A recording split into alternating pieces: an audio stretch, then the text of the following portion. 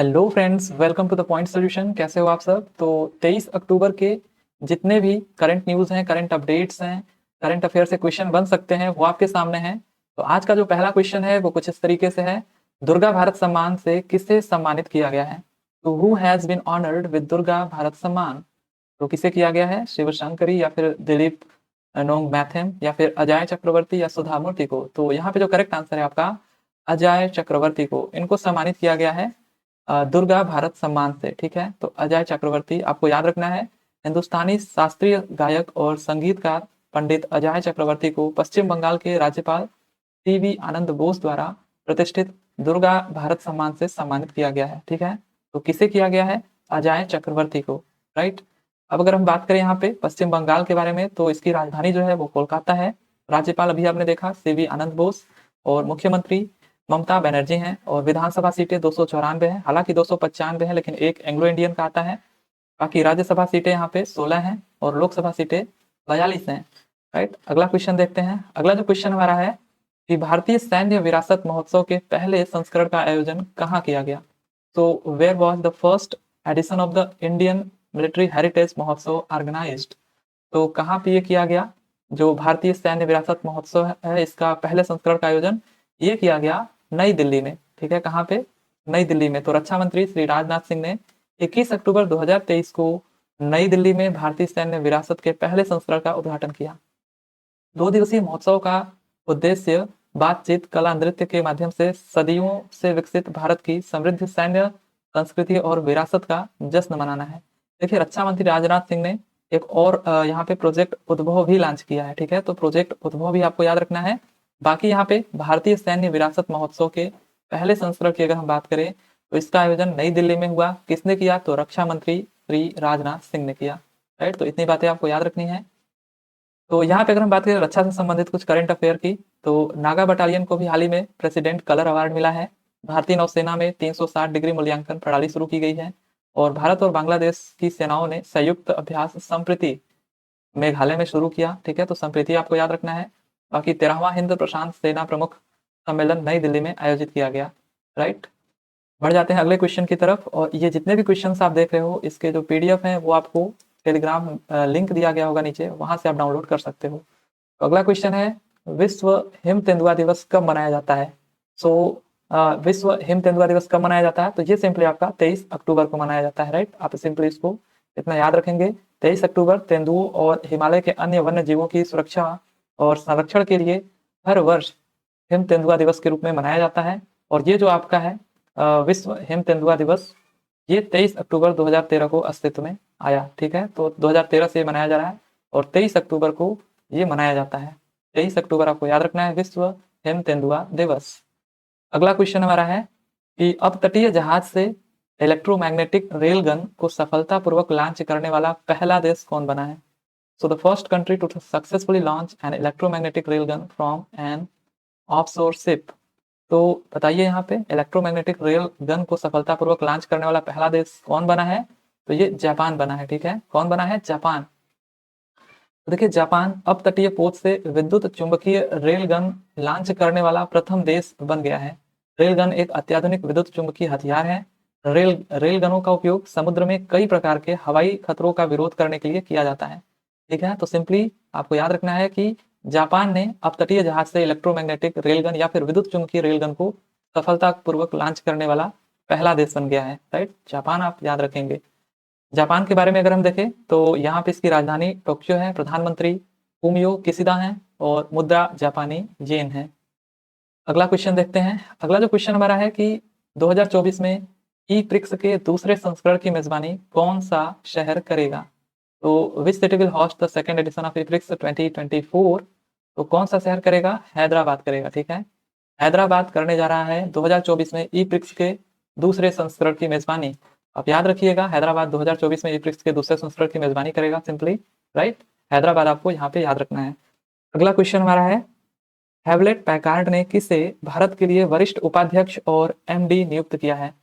तो Hewlett Packard, जो आप एचपी का लैपटॉप यूज करते हो ना, एचपी का, सिंपली ये वही है, एचपी का जो लैपटॉप यूज करते हो। तो हैवलेट पैकार्ड ने किसे भारत के लिए वरिष्ठ उपाध्यक्ष और एमडी नियुक्त किया है?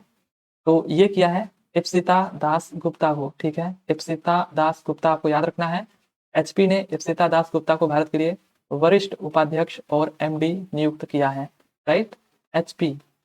अगला क्वेश्चन देखते हैं, और उससे पहले यहाँ पे हाल ही में की गई महत्वपूर्ण जो नियुक्तियां हैं वो देख लेते हैं कि मोहम्मद शमी प्यूमा के ब्रांड एम्बेसडर नियुक्त किए गए, ठीक है, प्यूमा के। और वहीं पे अगर हम बात करें तो संजय कुलश्रेष्ठ ये हुडको के अध्यक्ष बने, HUTCO के अध्यक्ष। और अरिंदम बागची हमने देखा यूएन में भारत के स्थायी प्रतिनिधि बने अभी। और सिद्धार्थ मृदुल मणिपुर हाई कोर्ट के मुख्य न्यायाधीश बने, ठीक है, सिद्धार्थ मृदुल ये मणिपुर हाई कोर्ट के मुख्य न्यायाधीश बने।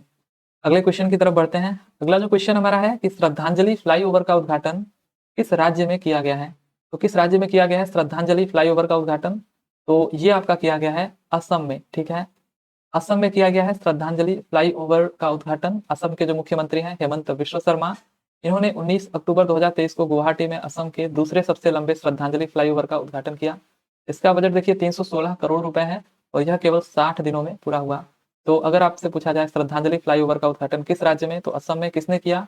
तो असम के जो मुख्यमंत्री हैं हेमंत विश्व शर्मा ने। अब असम के बारे में अगर हम बात करें तो राजधानी इसकी दिसपुर हो जाती है, मुख्यमंत्री हेमंत विश्व शर्मा और राज्यपाल गुलाब चंद कटारिया। विधानसभा सीटें कितनी यहाँ पे, तो 126 हैं और लोकसभा सीटें 14 हैं, राज्यसभा सीटें 7 हैं और राजकीय पशु क्या है, भारतीय गैंडा, ठीक है। तो ये आपके असम के बारे में हो गए। इन चीजों को आप सिंपली रीड करते रहा करिए। अगला क्वेश्चन हमारा है कि UNWTO ने सर्वश्रेष्ठ पर्यटन गांव 2023 से धोर्डो गांव को सम्मानित किया गया है, यह किस राज्य में है? तो ये जो धोर्डो गांव है इसको UNWTO ने सर्वश्रेष्ठ पर्यटन गांव 2023 से सम्मानित किया है। तो ये कहाँ का गांव है? हरियाणा, गुजरात, राजस्थान या मध्य प्रदेश? तो ये गुजरात का है, ठीक है, तो गुजरात इसका करेक्ट आंसर हो जाएगा। तो विश्व पर्यटन संगठन, ठीक है, जो विश्व पर्यटन संगठन है आपका UNWTO, इसके द्वारा घोषित 54 पर्यटन गांवों की सूची में स्थान अर्जित करके गुजरात के, तो यहाँ पे पहला स्थान अर्जित करके गुजरात के धोर्डो गांव ने वैश्विक ख्याति प्राप्त की है। तो ये जो आपका है गुजरात का धोर्डो गांव, ये UNTO में सर्वश्रेष्ठ पर्यटन गांव यहाँ पे इससे इसको सम्मानित किया गया है, ठीक है। तो आप याद रखिएगा ये जो धोर्डो गांव है या फिर धोर्डो गांव ये गुजरात में है, ठीक है, तो इसको याद रखिएगा गुजरात।